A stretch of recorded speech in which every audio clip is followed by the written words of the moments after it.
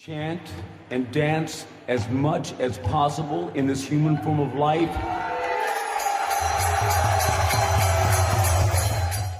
Hare Krishna. So this question is asked that when was Sri Caitanya-caritāmṛta composed?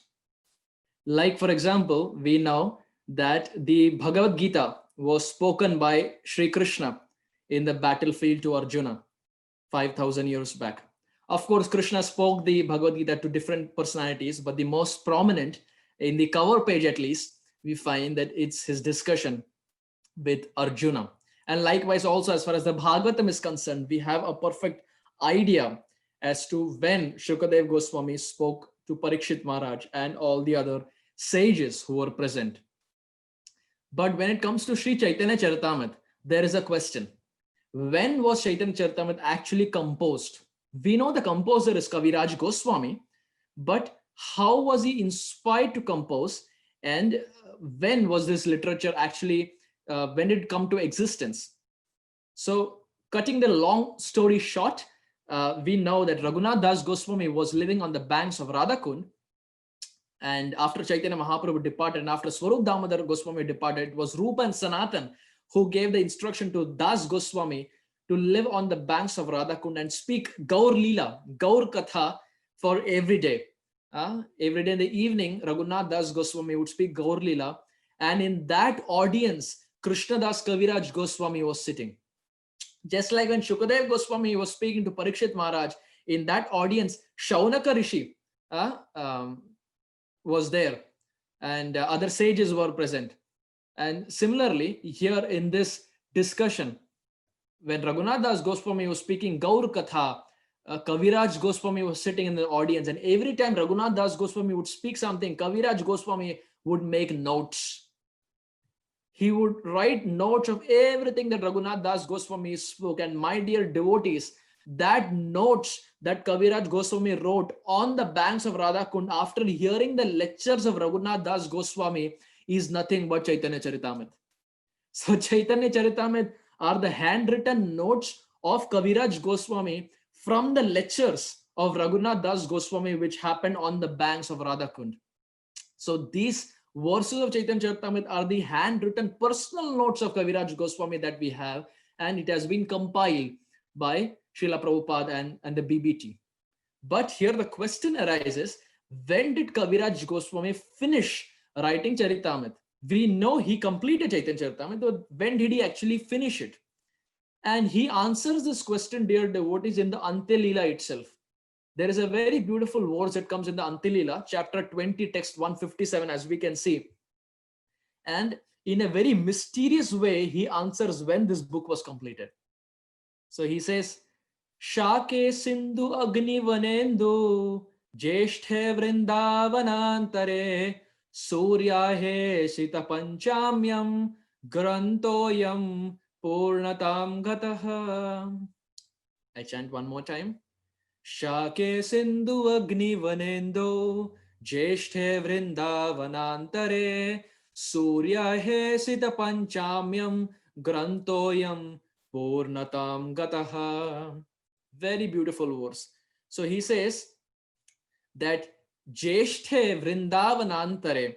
So Jyaiṣṭha is the month. Like in English calendar, we have January, February, March, etc. up till December. Similarly, in the Vedic calendar, we have Jyaiṣṭha, Vaishak, Chaitra, and Kartik, and so many others. Kartik is the last month of the Vedic calendar. So Jyaiṣṭha is one of the months. So Kaviraj Goswami says, in the month of Jyaiṣṭha, where vṛndāvana-antare. So in Vrindavan, in the month of Jyaiṣṭha. So Jyaiṣṭha, according to Western calendar, corresponds to the month of May or June.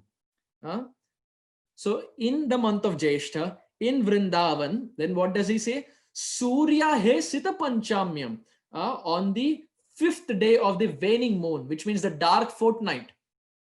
Sūrya-ahe sita-pañcamyāṁ, grantho pūrṇatāṁ gataḥ. I have finished this grantha, pūrṇatāṁ. I have completely finished this grantha when? On the 5th day of the waning moon in the month of Jyaiṣṭha, which means May, in the province, in the place of Vrindavan. But which year? He answers this in the first line. Now, dear devotees, just see the brilliance of Kaviraja Goswami. We see all the verses, they're always chanted from left to right. This is the traditional. It's always chanted from left to right. But this verse is so interesting. The last three lines, which means starting from jyaiṣṭhe vṛndāvana-antare till grantho pūrṇatāṁ gataḥ, these three lines are chanted from left to right, but the first line is not chanted from left to right, but it is chanted from right to left. Like, for example, in Urdu language, which is used in Saudi Arabia and all those places, they don't read from left to right, but they read from right to left. Similarly, in Shastra, whenever dates are given, it is given from right to left in most places. So this verse is so fantastic. The first line has to be read from right to left, but the last three lines have to be read from left to right.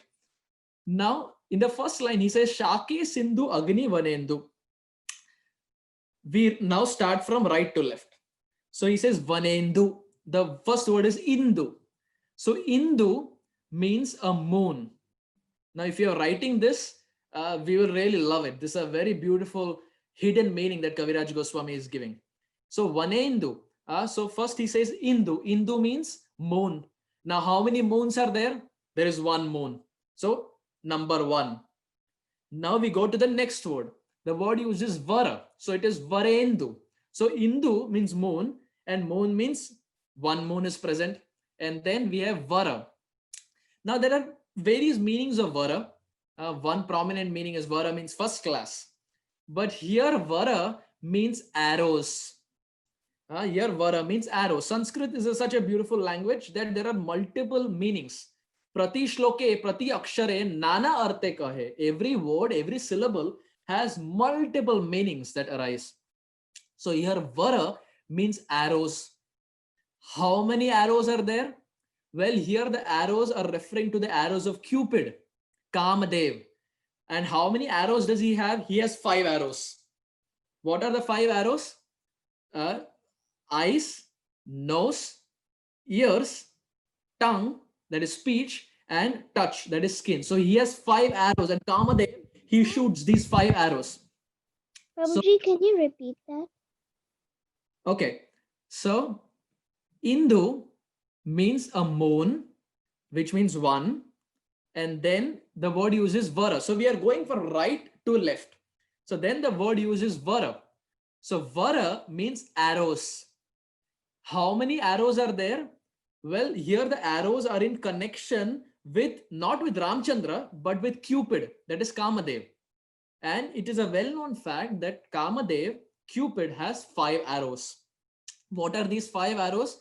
These are the 5 arrows of vision, nose, hearing, that is ears, tongue, and skin, that is touch. So he has 5 arrows. So Indu means 1, Vara means arrows, which means 5. So 1, 5, and then the word uses Agni. And as far as Shastra is concerned, Agni means fire. How many types of fire are there? There are 3 types of fire. I will not get into the details of the 3 types of fire, but it's a known fact in Shastra that there are 3 types of fire. So Indu means moon, which means 1. Vara means arrow, which we discussed. There are 5 arrows. So 1, 5, Agni. How many types of Agni? 3 types of Agni. So 1, 5, 3. And the last word used is Sindhu, means ocean. How many oceans are there? Well, there are Sapta Sindhu. We would have heard this word, Sapta Sindhu, which means 7 oceans are there. So Indu means 1, Vara means 5, Agni means 3, and Sindhu, Sapta Sindhu means 7. 1, 5, 3, 7 means 1537. 1537 when? Śāke, of the Shaka era. So 1537 of the Shaka era was when Caitanya-caritāmṛta was completed. So dear devotees, such a fantastic verse.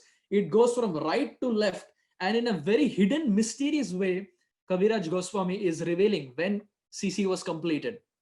So Śāke sindhu-agni-vāṇendau, which means 1, 5, 3, 7 of the Shaka era, in the month of Jyaiṣṭha, in the land of Vṛndāvan, and during the 5th day of the waning moon, which is the dark fortnight, granthoyam pūrṇatāṁ gataḥ. This grantha was completed. Now the question arises, Shaka era 1537, how does it correspond? How does it map to the Western calendar?